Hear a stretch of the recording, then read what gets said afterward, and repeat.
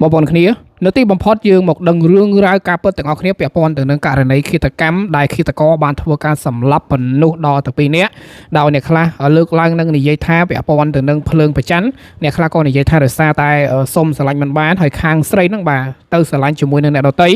ទើបធ្វើឲ្យខ្លួនហ្នឹងគឺបាទមានការខឹងបាទអាហ្នឹងខឹងមកជុំទេងុំឃាតករនោះមានទាំងកំភ្លើងទៅទៀតហើយมันពិបាកឲ្យសមត្ថកិច្ចនៅក្នុងការចាប់ខ្លួនទេគឺឃាតករបាទបាញ់ស្លាប់ទាំង2នាក់ហើយក៏ធ្វើការសម្លាប់ខ្លួនឯងតាមក្រោយបាទសូមគោរពនឹងជំរាបសួរប្រិយមិត្តពុកម៉ែបងប្អូនគ្នាថ្ងៃនេះយើងមកតាមដាននៅព្រឹត្តិការណ៍ព័ត៌មានអាប់ដេតជាបន្តទៀតពាក់ព័ន្ធទៅនឹងករណីឃាតកម្មនៃការបាញ់សម្លាប់បាទថៅកែរួចបាញ់សម្លាប់ខ្លួនឯងតាមក្រោយនៅខេត្តត្បូងឃ្មុំបាទផ្ដើមចេញពីភ្លើងប្រច័ណ្ឌសូមបញ្ជាក់ផងថាករណីឃាតកម្មដែលបានសម្លាប់ថៅកែអង្គរនិងបរិសម្នាក់រួចបាទជនដៃដល់បានធ្វើការបាញ់សម្លាប់ខ្លួនឯងតាមក្រោយនៅព្រឹកថ្ងៃទី16ខែមិនិនាឆ្នាំ2026នេះដែលស្ថិតនៅភូមិស្រែសៀមឃុំបាទជីរ៉ូទី2ស្រុកត្បូងឃ្មុំខេត្តត្បូងឃ្មុំផ្ដើមចេញអំពីតែបញ្ហាភ្លើងប្រច័ណ្ឌសេចក្តីរាយការណ៍បន្ថែមបានឲ្យដឹងថាខ្មាន់កំភ្លើងមានឈ្មោះថាវ៉ាន់ត្រកាភេទប្រុសអាយុ43ឆ្នាំស្នាក់នៅភូមិស្រែសៀមឃុំជីរ៉ូ2ស្រុកត្បូងឃ្មុំខេត្តត្បូងឃ្មុំបាទដែលជាអ្នករកស៊ីអង្គដូចគ្នាដែលឡៃជនរងគ្រោះទាំងពីរនាក់ទៀតឈ្មោះគឹមលៀងអេងភេទស្រីអាយុ42ឆ្នាំមុខរបរជាថៅកែអង្គបាទដែលមានទីលំនៅនៅក្នុងភូមិស្រែសៀមឃុំជីរ៉ូទី2ស្រុកត្បូងឃ្មុំខេត្តត្បូងឃ្មុំបាទស្លាប់នៅនឹងកន្លែងកើតហេតុចំណែកឯបរិសម្នាក់ទៀតដែលមានឈ្មោះថាសុកវ៉ាន់ដេតដែលមានអាយុ44ឆ្នាំមានទីលំនៅនៅភ្នំពេញស្លាប់នៅនឹងកន្លែងកើតហេតុតាមសេចក្តីបាទរាយការណ៍អំពីរឿងហេតុខាងលើបានន័យថាពាក់ព័ន្ធទៅនឹងហេតុការណ៍នៃការបាញ់ប្រហារនេះគឺផ្ដើមចេញអំពីភ្លើងប្រច័ណ្ឌរបស់ខ្មាន់កំភ្លើងទៅលើស្ត្រីរងគ្រោះជាមួយនឹងបរិសម្នាក់ទៀតបាទដែលជាមន្ត្រីនគរបាលនៅក្រសួងមហាផ្ទៃណាដែលក្រងនឹងភ្ជាប់ពាក្យជាមួយគ្នានៅអំឡុងខែមីនានេះខណ្ឌដែលត្រូវកែអង្គនិងខ្មាន់កំភ្លើងធ្លាប់មានទំនាក់ទំនងជាមួយគ្នាកាលពីពេលកន្លងមកយ៉ាងណាក៏ដោយសម្រាប់អំពើឃាតកម្មដ៏សាហាវនេះកម្លាំងនគរបាលជំនាញនៃស្នងការនគរបាលខេត្តត្បូងឃ្មុំកំពុងតែសួរនាំបន្តបាទហើយរកមូលហេតុឲ្យឃើញពិតប្រាកដអញ្ចឹងអានេះក៏អាចជាព័ត៌មានបឋមទេបងប្អូនអ្នកគ្នាព័ត៌មានដែលឲ្យយើងទទួលបានអញ្ចឹងណាសម្រាប់រឿងរ៉ាវការពិតយ៉ាងណានោះក៏យើងមិនទាន់ដឹងទេអញ្ចឹងបងប្អូនអ្នកគ្នាសម្រាប់ព័ត៌មានមួយនេះវាជាព័ត៌មានដែលក្តៅមែនទែនជាព័ត៌មានដែលសឹងនឹងថាមិនគួរនឹងកាត់ឡើងតតែសោះ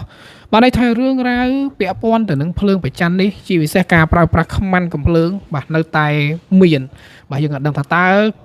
កំភ្លើងដែលពួកគាត់ប្រើហ្នឹងបាទចេញពីប្រភពណាឬក៏ទិញពីកន្លែងណាទេជារឿងរ៉ាវមួយដែល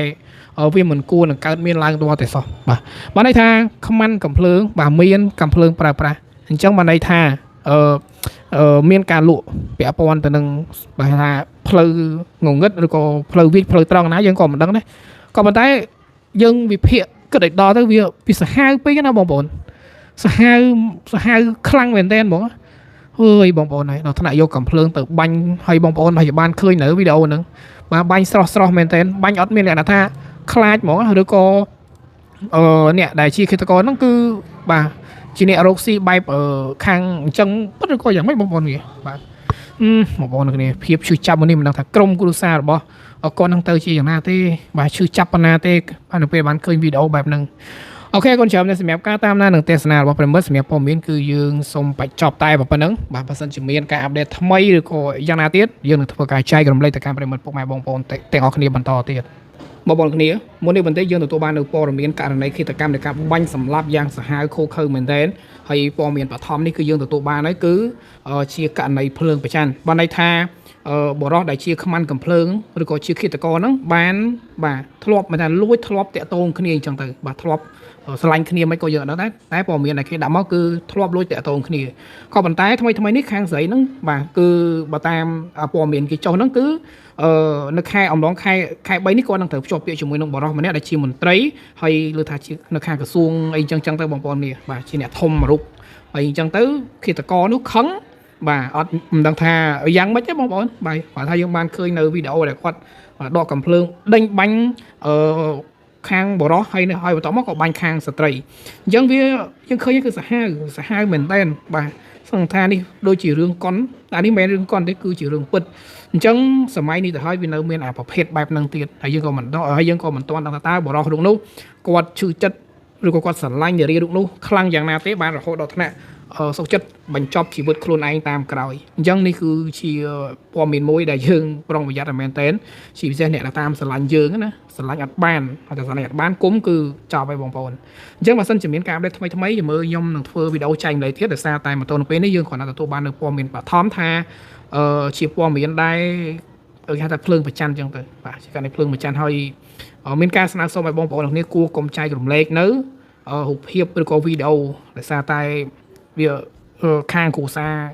ខាងប្រុសហើយនិងខាងស្រីហ្នឹងជាពិសេសអ្នកនៅកន្លែងកាត់ហែននឹងទទួលយកបានបងប្អូនវាសាហាវគោខើពេកអញ្ចឹងចាំមើលថាតើករណីដែលបរិសខាងលើនោះគាត់រហូតដល់ថ្នាក់ទាញកំភ្លើងបាញ់សម្លាប់ភ្លាមបាទតើមូលហេតុអីបងប្អូនណាដឹងកុំភ្លេច comment នៅខាងក្រោមវីដេអូនេះផង